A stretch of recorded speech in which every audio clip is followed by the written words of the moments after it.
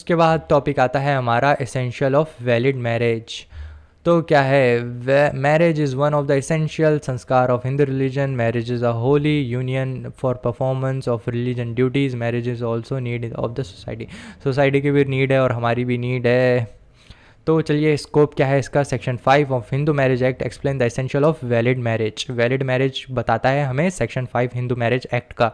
सबसे पहले object, the whole object of the marriage is, क्यों करते हैं भाई शादी, performing religious duties. Religious duty है ये। लीगलाइजिंग सेक्सुअल रिलेशनशिप, यानी कि जो हमारे सेक्सुअल रिलेशनशिप है उसको लीगलाइज करने के लिए। प्रोटेक्शन ऑफ चिल्ड्रन, चिल्ड्रन को ये सॉरी प्रोक्रिएशन ऑफ चिल्ड्रन, यानी बच्चे पैदा करने के लिए। एसेंशियल ऑफ मैरिज, तो मैरिज के एसेंशियल क्या है। सबसे पहला एसेंशियल है मोनोगैमी, यानी कि सिंगल मेल, यानी कि सिंगल हस्बैंड और सिंगल वाइफ, इन दोनों से ही होगा। अनलाइक मुस्लिम्स जिसके अंदर में 4 शादी अलाउड है, हिंदू के अंदर में ऐसे नहीं है। ठीक है, समझ गए।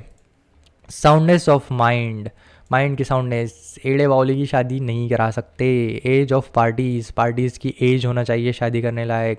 Beyond prohibited degrees of relationship, prohibited degree के अंदर में नहीं आना चाहिए। अब ये प्रोहिबिटेड डिग्री ऑफ रिलेशनशिप क्या है, ये हम इसे आगे डिस्कस करेंगे। प्रोहिबिटेड बियॉन्ड सपिंडा रिलेशनशिप, सपिंडा रिलेशनशिप में भी नहीं आना चाहिए उसने। अब ये भी क्या है, ये भी डिस्कस करेंगे, ये दोनों चीज़ें। ठीक है, चलो। मोनोगैमी क्या होता है। सेक्शन 5 क्लॉज 1 बताता है हमें monogamy, neither party should have spouse living at the time of marriage, यानी कि चाहे हस्बैंड हो, यानी कि सॉरी चाहे मेल हो या फीमेल हो, इसका ऑलरेडी कोई पार्टनर एग्जिस्टेंस में नहीं होना चाहिए जब शादी कर रहे हैं तब। अरे यार ये हटाओ। ठीक है, it is very important condition of the interest of the social order, it prohibits polyandry. ठीक है, in this condition not fulfilled marriage becomes void under section 11। अगर मोनोगैमी आप परफॉर्म नहीं करते हैं तो मतलब आप बेसिकली बाईगैमी कर लेते हैं तो मैरिज क्या है, वॉइड हो जाती है सेक्शन 11 के अंडर में। Parties to bigamous marriage are also punish under section 494 of IPC. अब तो बीएनएस में क्या है, आप कमेंट करके बताइए कौन सा सेक्शन अप्लाई होगा। केस लॉ देखते हैं। Rakesh Yadav versus state of Bihar. Fact of the cases में क्या हुआ, person married a girl deceptively. After few months, the fact was disclosed that he was already married. इसमें क्या था, एक पर्सन था राकेश यादव, तो ये पहले से ही शादीशुदा था, इसने फिर भी एक शादी कर लिया था। His ex-wife was living eight the time of his second marriage, उसकी जो एक्स वाइफ थी वो जिंदा थी, लिविंग थी सेकेंड मैरिज के टाइम पे। तो इसमें जजमेंट क्या आया, it was held that as पर section 11 of the Hindu marriage act the marriage becomes void. तो जो उसने सेकेंड मैरिज किया ना, तो वो वॉइड हो जाएंगी एज पर section 11 of the Hindu marriage Act. Soundness of mind, section 5 clause 2 बताता है साउंडनेस ऑफ माइंड को। Neither party should be idiot और lunatic at the time of marriage. ठीक है, इडियट और लुनेटिक नहीं होना चाहिए। After the amendment of 1976 following are also incapable. तो और भी कुछ लोग जोड़े गए उसमें जो कि इनकेपेबल है मैरिज के लिए। तो सबसे पहले क्या है, incapable of giving consent due to unsoundness of mind. अगर कोई इनकेपेबल है अपनी कंसेंट देने के लिए क्योंकि वो अनसाउंड ऑफ माइंड है, तो वो भी नहीं आएंगे उसके अंदर। दो capable of giving consent suffering from such a mental disorder that completely unfit the marriage for procreation of children, यानी कि अगर बच्चे नहीं पैदा कर सकते तो भी वो मैरिज वॉइड हो जाएंगी। ठीक है, पार्टीज या वॉइड हो जाएंगी वो मैरिज। ठीक है, parties have been subject to recurrent attack of insanity और एपिलिप्स। तो इंसैनिटी के दौरे पड़ते या फिर जब कंसेंट ले रहे थे तब वो इंसैनिटी के दौरे में था, तो वो टाइम में नहीं चलता। Under section 12 of the Hindu marriage act, if this condition is not fulfilled the marriage become voidable at the option of other party. तो जो दूसरी पार्टी है अगर ये सारी कंडीशन को फुलफ़िल नहीं हो रहा है तो वॉइडेबल मैरिज होंगी, वो आप चाहे तो उसे वॉइड बना सकते हैं।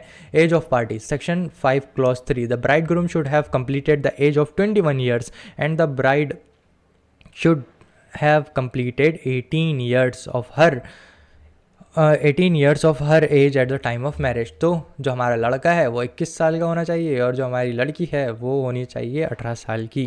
Eight this age bride and bride groom have completed physical and mental maturity. Physical और मेंटल मैच्योरिटी आ जाना चाहिए दोनों को भी। Violation of this condition does not make the marriage void, not voidable. तो इसका मतलब क्या है, अगर ये कंडीशन को फुलफ़िल नहीं होती है तो इसके वजह से मैरिज वॉइड नहीं होंगी, ना ही ये पार्टीज़ पे रहेगा। क्या इससे क्या करना है तो आगे, but it remain suspended till completion of the age. जब तक कि आपकी उम्र नहीं हो जाती तब तक के लिए ये सस्पेंडेड रहेगा, ठीक है। However parties to marriage parents shall be liable for punishment. यानी कि अब माइनर है, माइनर की शादी करा दे रहे तो उनके जो पेरेंट्स रहेंगे, पार्टी के पेरेंट रहेंगे, तो वो लाइबल रहेंगे पनिशमेंट के लिए। एज पर section 18 liable for imprisonment of 15 days. 15 दिन की इम्प्रिजनमेंट हो सकती या फिर फाइन हो सकता 1000 रुपये तक के का, या फिर दोनों भी चीज़ें हो सकती, ठीक है। अब प्रोहिबिटेड डिग्री ऑफ रिलेशनशिप ये क्या है, तो देखिए ये इंपॉर्टेंट पॉइंट है। Section 5 clause 4 the parties of the marriage should not have been within the prohibited degrees of relationship. Prohibited degree of relationship के अंदर नहीं आना चाहिए उन्होंने। If this condition not fulfilled marriage becomes void. अगर ये condition fulfil नहीं होती है तो मैरिज जो है वो वॉइड हो जाएंगी। बट इफ़ कस्टम और usages permits marriage will be valid. तो कस्टम और यूजेज आपकी अगर परमिट करता है तो मैरिज क्या हो जाएंगी, वैलिड हो जाएंगी। ये देखिए मैं आपको एग्जांपल बताता हूँ। In south marriage between uncle and niece is valid and common. तो साउथ के अंदर में क्या है, मैरिज अंकल के और नीज के बीच में, तो ये क्या है, कॉमन चीज़ है। तो यहाँ पर क्या आपका क्या आ रहा है, कस्टम आ रहा है, ये आपका कस्टम अलाउ कर रहा है, तो इस वजह से कस्टम प्रिवेल करेगा और ये मैरिज वैलिड हो जाएंगी। बियॉन्ड सपिंडा रिलेशनशिप, अब क्या है, section 5 clause 5 the parties to the marriage should not be in the sapinda of each other. The condition is mandatory. Mandatory condition है ये कि सपिंडा रिलेशनशिप में नहीं आने होना। If the condition is not fulfilled marriage become void, void हो जाएंगी marriage. But if custom और usages permit marriage becomes valid. तो वही, अगर आपके कस्टम आपको परमिट कर रहे हैं तो वापस से वो वैलिड हो जाएंगी। सेरेमनीज क्या है, kanyadaan and saptapadi are condition considered essential ceremony for the marriage. तो कन्यादान और सप्तपति ये क्या है, कंसिडर किए जाते हैं एसेंशियल सेरेमनीज मैरिज के लिए। But their non observance not made the marriage void. अगर ये नहीं भी करते हैं तो इसके वजह से आपकी मैरिज वॉइड नहीं होंगी। However parties to marriage parents shall be liable for punishment as per अरे यार प्रोहिबिटेड, ये फिर से आ गया ये पेज, सॉरी। हाँ, ये कैसी पीडीएफ बना दिए थे हमने, पता नहीं, जाने दो, छोड़ो।